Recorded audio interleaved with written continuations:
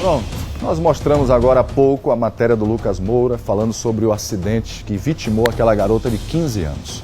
Agora nós vamos mostrar outra matéria com a repórter Jéssica Cruz sobre o André Lucas da Paixão, de 9 anos, que entrou para as estatísticas de acidente de trânsito. Bota na tela. A gente fala de um caso que aconteceu em 2017. Um menino, o André Lucas, de 9 anos, passeava de bicicleta com seu pai em Nossa Senhora do Socorro, quando os dois foram surpreendidos por um veículo em alta velocidade. Um veículo que interrompeu o trajeto de pai e de filho, e principalmente de uma criança que perdeu a vida. O condutor desse veículo foi preso em flagrante, ele pagou fiança, foi liberado e já são quase 6 anos. A família quer resposta. A gente vai conversar aqui primeiro com o pai dessa criança, que é o André Luiz. André, é muito difícil, após quase 6 anos, voltar de novo na história e perceber que até agora nada foi feito. Nada, né? 6 anos e a gente não tem um retorno, uma resposta. A justiça a gente vê como é fraca nesse momento, né? E a gente só quer justiça. É o que a gente espera, né? Que seja feita para ver se alivia um pouco, porque não passa. Mas quem sabe vem aliviar a dor, a minha, da família, né? Conte pra gente como aconteceu esse fato, que eu não chamo nem de acidente, porque quando se trata de um excesso de velocidade, uma imprudência, uma criança que perdeu a vida. Conte pra gente. Nós retornávamos de uma tarde no terreno, que eu sempre ia com ele, e de repente esse cidadão nos arremessou. Eu não consigo nem contar, porque é relato das pessoas. Eu desmaiei na hora, fiquei bastante ferido também. Eu só lembro quando eu acordei já, o pessoal me prestando socorro, a polícia militar foi muito prestativa nesse momento também, nos deu aquele apoio todo, mas foi muito de repente, foi surpreendente, não teve como a gente... Não tenho nem como... Os detalhes, né? Mas esse homem, ele foi preso em flagrante. Como foi que vocês ficaram sabendo na época que ele tinha sido localizado? O tenente da Polícia Militar, que estava prestando socorro a mim e ao meu filho, ele estava passando rádio a todo momento e eu ouvi que tinha um carro em outra ocorrência, tinha uma viatura atirando nesse veículo, e ele disse: segure ele aí, que pode ser que ele seja o mesmo de um acidente que já tem aqui 2 vítimas. E realmente era ele mesmo. Ele estava em outra ocorrência já, a polícia perseguindo ele, e ele foi preso, e a gente ficou sabendo que ele foi posto em liberdade por fiança 2 dias depois, e já fazem praticamente 6 anos e até agora a gente não tem uma resposta, nada. A justiça, ninguém nos procura. Chegou essa intimação agora para essa primeira audiência, e a gente fica até um pouco surpreso, né? E indignado também, porque, como eu estive conversando com os amigos, se eu tivesse feito alguma coisa com meu filho, eu estaria preso. As leis de hoje em dia é isso que a gente vê. Mas um estranho pode matar um filho seu e ficar impune. Uma tristeza. Ele era o filho mais novo? Era meu filho mais novo, menino. Tenho 2 meninas. Ele era o caçula. Quase 6 anos, como a gente repete de novo, uma audiência prestes a acontecer, está prevista para acontecer nesta quarta-feira, e a gente vai conversar com o advogado do pai da criança, o Anselmo Júnior, que está aqui com a gente. Primeiro para explicar, né, doutor Anselmo, por que essa demora? Olá, Jéssica.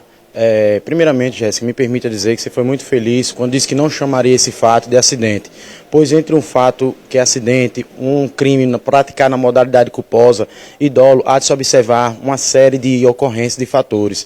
E no presente caso, com toda a segurança, a gente pode dizer, Jéssica, que não se trata de acidente nem de uma conduta culposa, pois conforme o pai informou e foi apurado nos autos, esse autor, ele conduziu um veículo em alta velocidade, ele conduziu um veículo sem sequer ser habilitado, ele conduziu esse veículo após ter ingerido bebida alcoólica. Ele ainda, quando a polícia se aproximou, ele empreendeu fuga a polícia atirou, a polícia perseguiu com giroflex e ele ainda assim ele não parou. Então, a partir do momento que ele assim agiu, Jéssica, ele agiu assumindo o risco do resultado.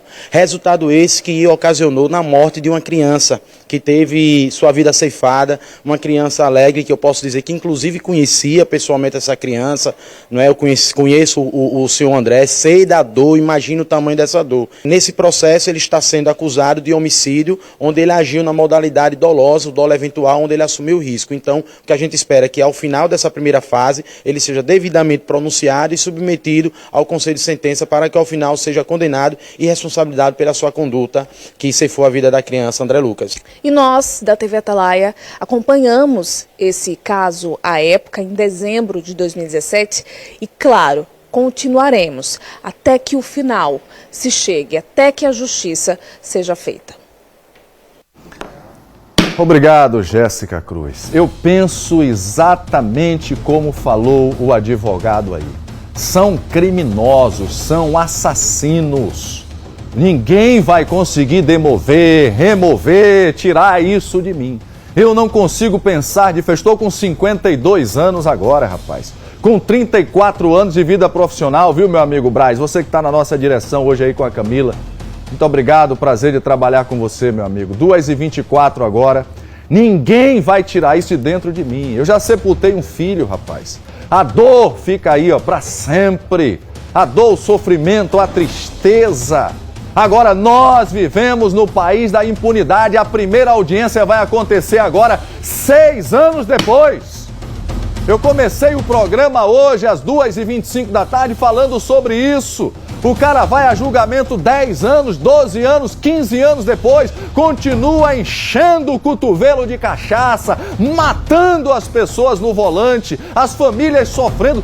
Quantos casos nós já mostramos aqui de atropelamento de vítimas fatais nestes 2 anos e meio que eu estou aqui? Quantos casos? Lembro ali do centro da cidade, ainda aquele motociclista, hein, Scooby-Doo? Que ia passando, o cara passou com a picape, puf! Aquelas 2 garotas ali na saída da cidade que foram esbagaçadas. E de quando em vez, eu tenho coragem de falar, não tenho medo de falar pra ninguém, é pra isso que eu estou aqui, rapaz. E de quando em vez, de vez em quando, sabe o que acontece? Aparece um laudo para culpar a vítima. Sabe o que acontece num caso como esse aí? Eu não tenho medo de falar pra ninguém. Enquanto Deus me deixar aqui, enquanto Deus me der vida e saúde para trabalhar em qualquer lugar do Brasil, eu vou falar, doa em quem doer. Vai aparecer um laudo aí para culpar esta criança, para culpar este pai. É isso que acontece no Brasil da injustiça que nós vivemos, rapaz. Isto é intolerável. Nós não podemos mais aceitar isso. Os nossos legisladores, deputados, vereadores precisam criar leis para conter esta onda de violência que nós vivemos no país. Punição severa para esses criminosos. É o mínimo que um pai de família pode esperar. É o mínimo que um cidadão de bem pode esperar. Punições severas.